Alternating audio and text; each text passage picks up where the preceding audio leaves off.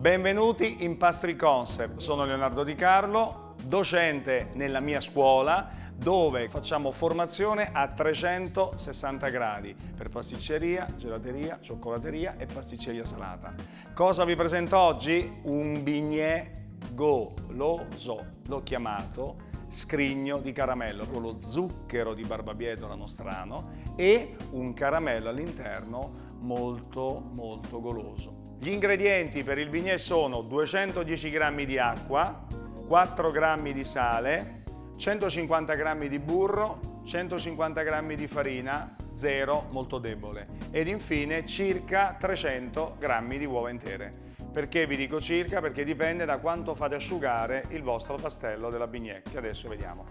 Aggiungiamo la nostra acqua nel pentolino, il sale ed infine il burro. Portiamo il tutto alla fusione totale del grasso. Quando il prodotto inizierà appunto a fondersi e a bollire, aggiungiamo la farina.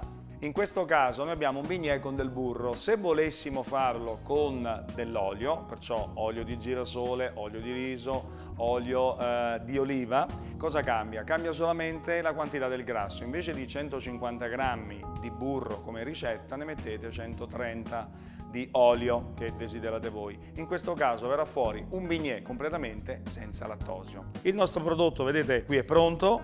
Aggiungiamo tutto in una volta senza aver paura alla farina, ok? E in questo caso facciamo il cosiddetto polentino. Polentino che cos'è? È una pregelatinizzazione dell'amido dato dalla cottura, vedete? Eccola qua. Una volta che si stacca bene dal bollo, vedete già asciutta, io posso andare direttamente ad aggiungere le uova. Il nostro polentino è pronto, vedete? La farina è stata cotta, basta raggiungere i 78 gradi e siete già a posto. Mettiamo il composto nella nostra boule per poi aggiungerci le uova. E voilà.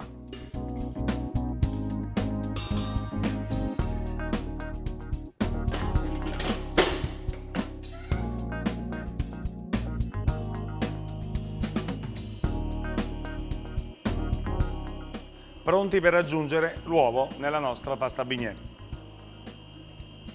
Potete aggiungerlo in più volte. Vi ricordo che la quantità delle uova nella pasta bignè è sempre molto variabile perché dipende appunto dalla cottura del pastello e dall'evaporazione che avete fatto dell'acqua quando stava bollendo insieme al burro. Perciò 300 grammi possono diventare 320 grammi come anche 280 grammi. È meglio mezzo uovo in più che mezzo uovo in meno. Ecco qui la nostra bignè, manca proprio un goccio di uovo, potete anche aggiungerla a mano, finite e poi andiamo a stampare il nostro bignè.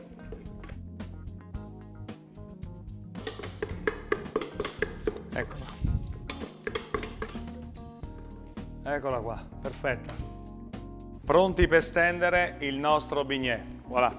Bocchetta numero 8 liscia. Stamperemo su un tappetino, vedete, microforato, anche carta da forno se non avete il tappetino microforato, o direttamente su una teglia leggermente unta. Poi ci metteremo in superficie, perciò sopra, un frollino fatto solamente con 3 ingredienti: burro, zucchero nostrano di barbabietola grezzo, farina, una parte, lo mescolate, impastate o a mano in planetaria, lo stendete a 1,5 mm, lo tagliate e lo adagerete sul bignè.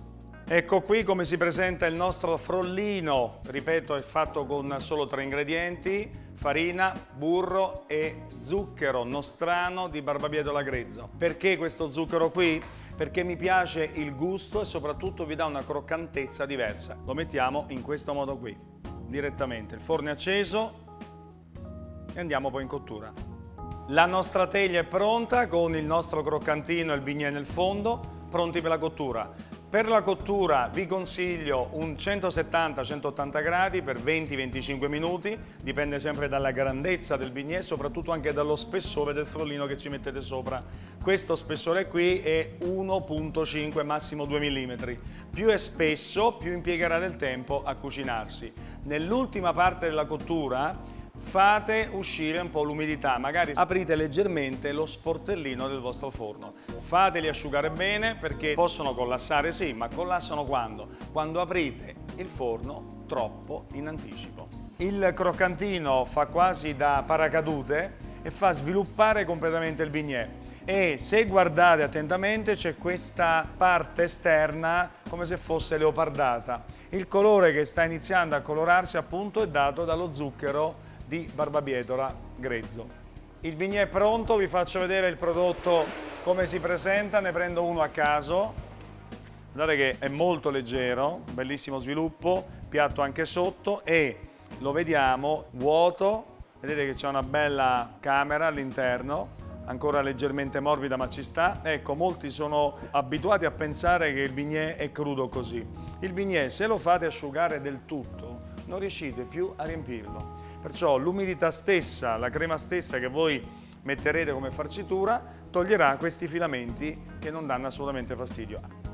Vi presento il caramello goloso di Leonardo Di Carlo. Allora, abbiamo bisogno di 350 grammi di zucchero nostrano di barbabietola grezza italiano, 300 grammi di panna al 35% di materia grassa, 250 grammi di sciroppo di glucosio, 100 grammi di burro, 4-6 grammi di sale fino o anche del sale, potrebbe essere un fior di sale molto buono, ed infine una bacca di vaniglia. Il procedimento che faremo subito è quello di mescolare assieme la panna con lo sciroppo di glucosio e porteremo il tutto a bollore all'interno del nostro microonde, o se non avete un microonde potete mettere tutto su una pentola. Perché a bollore? Perché serve per evitare tanto shock termico che può avvenire durante la cottura del caramello. Una volta messi assieme la panna e lo sciroppo di glucosio, mi raccomando, portatelo quasi a bollore. Eccolo qui, la panna con lo sciroppo di glucosio pronti per essere aggiunti al caramello che tra poco faremo. Adesso caramelliamo il nostro zucchero di barbabietola. Mi raccomando, essendo uno zucchero molto grezzo, è importante che nella pentola non mescolate mai. Attendete la fusione completa dello zucchero, vedete che inizia a fondersi, ma non dovete mescolare. Perché? Perché se iniziate a mescolare fate solo dei grumi. Questi grumi poi ve li portate fino alla fine nel prodotto finale. Ecco qua, vedete? C'è la completa fusione dello zucchero. State molto attenti, ripeto, perché essendo uno zucchero grezzo è già scuro, perciò fate presto a bruciacchiarlo, perché poi quando è bruciato, perciò è troppo cotto, avrete un retrogusto che è molto amaro in bocca. Se invece è poco cotto sarà solo dolce, perciò fate molta attenzione. Purtroppo non esiste una temperatura ideale. Normalmente la temperatura ideale di cottura di questo tipo di prodotto è 176 gradi, ma visto che è a secco, perciò stiamo cucinando un prodotto a secco, vuol dire senza acqua, fate molta attenzione perché non fate in tempo a misurarlo, perché in un attimo arriva subito a 180-185. Quando siete oltre i 185 gradi non lo fermate più, cioè buttate via il prodotto, attenzione. Io pian piano aggiungo sempre zucchero, lui si fonde e vado avanti. Vi ho detto prima di non mescolare all'inizio per un motivo semplice, perché non avete sufficiente liquido dato dallo zucchero stesso per poi mescolarlo. Il liquido è come se fosse a tutti gli effetti dell'acqua, che mi permette, vedete, di non avere nessun grumo. Tra poco aggiungeremo la nostra panna e sciroppo di glucosio, mi raccomando, molto bollente. Fate attenzione agli ultimi minuti e magari diminuite leggermente il fornello. Mi dispiace per voi che non potete sentire un profumo di melassa di barbabietola fantastico. Per evitare che ci siano 2-3 grumi, vado ad aggiungere lentamente la panna e lo sciroppo di glucosio. Attenzione che è molto pericoloso perché avete uno shock termico quasi di 100 gradi. Voi pensate che il prodotto che io sto aggiungendo è a circa 90-100 gradi perché è portato a bollore, ma lo zucchero siamo a 180.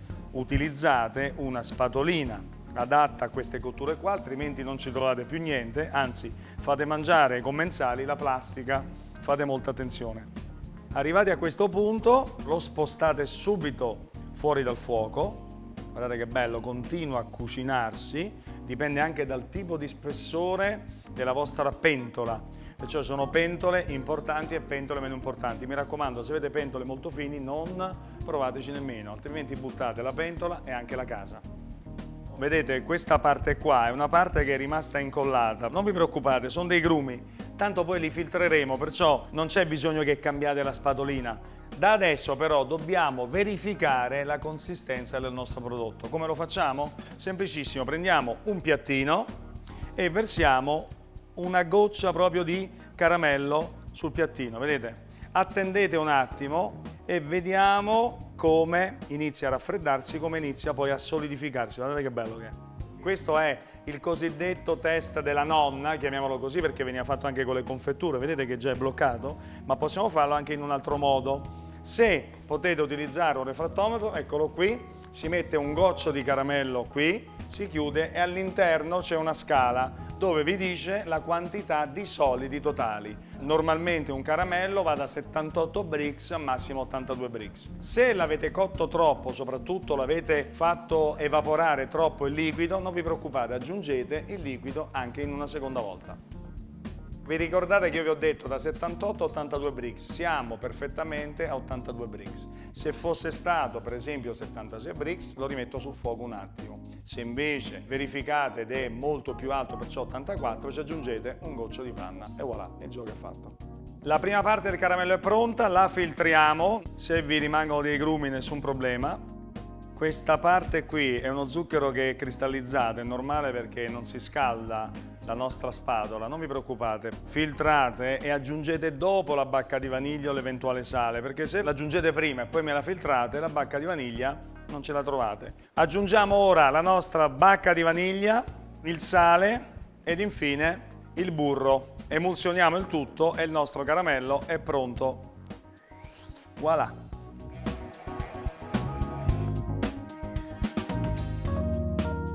È ancora tiepido, comunque ha un profumo veramente grezzo, di melassa. Questo è proprio il valore aggiunto che vi dà lo zucchero nostrano grezzo di barbabietola.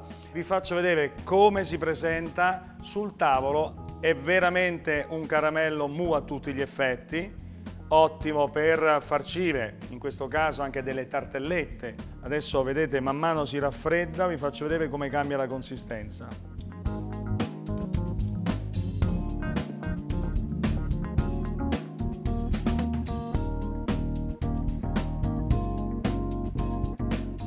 Vedete che man mano che si raffredda il prodotto cambia forma e soprattutto diventa un po' più solido. Dipende solo dalla quantità dei solidi e dell'acqua che ci sono all'interno.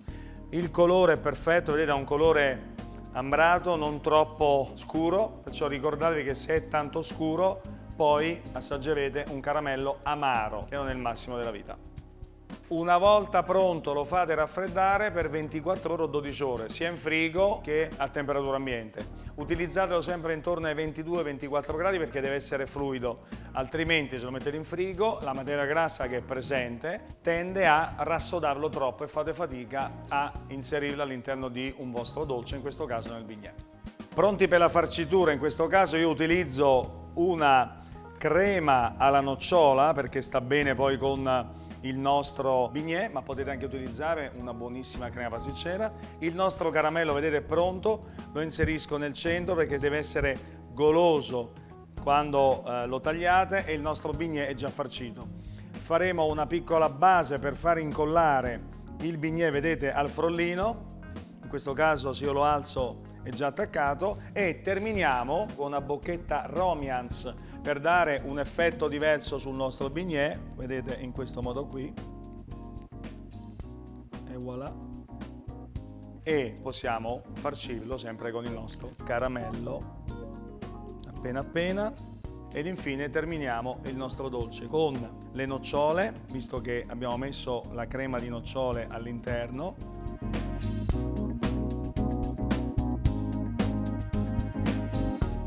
Se volete impreziosire il prodotto con un po' di foglia argento o foglia oro, non esagerate.